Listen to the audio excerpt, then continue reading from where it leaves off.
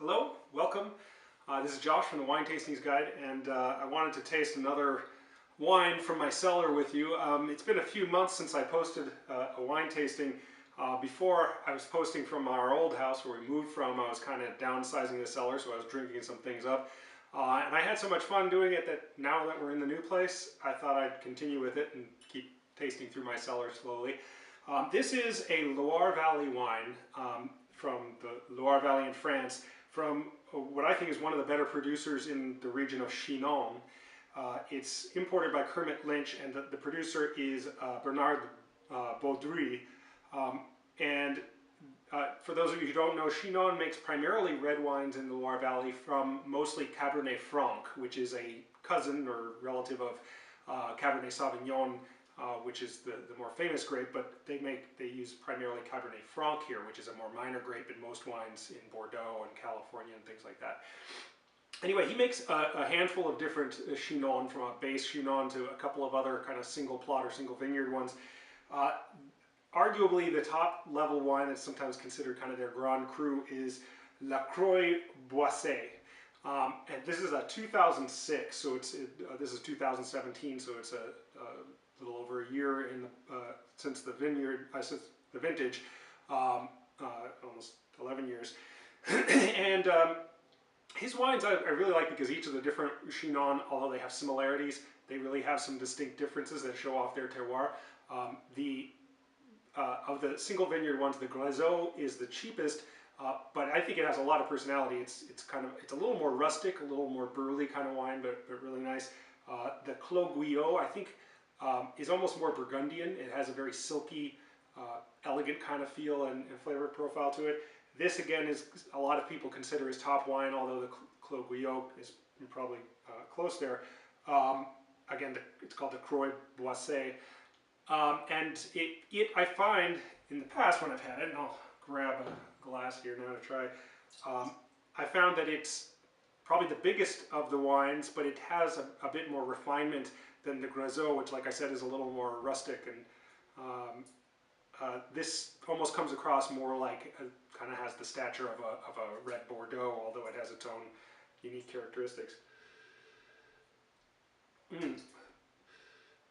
Right off the bat, the nose, it has nice ripe dark fruits, but there's definitely a kind of a minerally grip to the nose. I would say it almost has characteristics similar to the kind of graphite or pencil lead aroma that people describe in some left bank Bordeaux that are usually mostly Cabernet Sauvignon.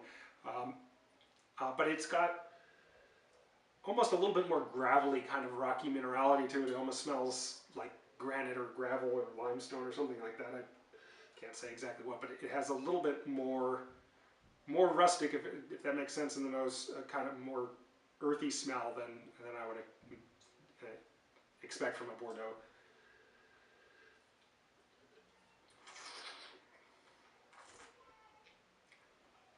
Ooh.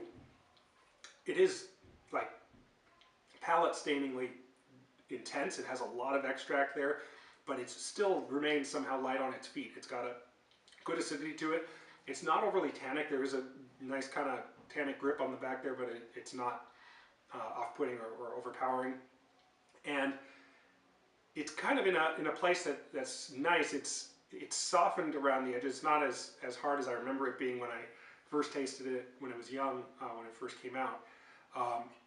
But it still has a lot of grip and even a little bit of austerity to it. Like it still has something to show in another few years if you left it in bottle for longer. But I don't know that it'll get much better. It might get a little more complex and show a little more, but it's actually at a very nice place right now.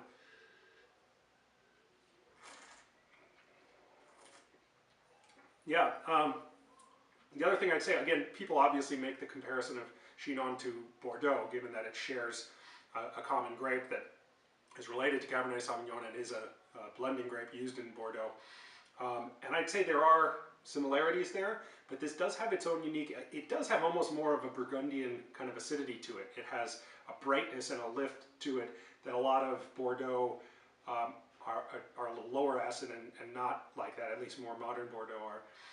And this is definitely not a modern wine in a lot of California Cabernets and Bordeaux's these days have a lot of flashy oak and ripe extract. Although again, this is kind of intense and inky black in terms of its richness of flavor.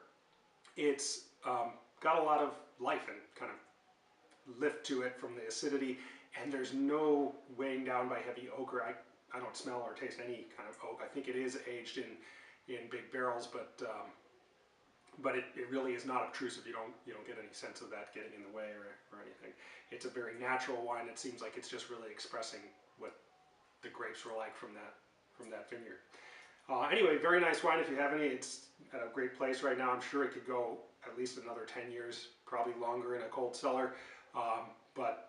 Again, it's hard to say that it'll get much. It might change a little bit still, but it's not going to get much better than it is now. Anyway, thank you for joining me. Cheers, and I'll see you next time.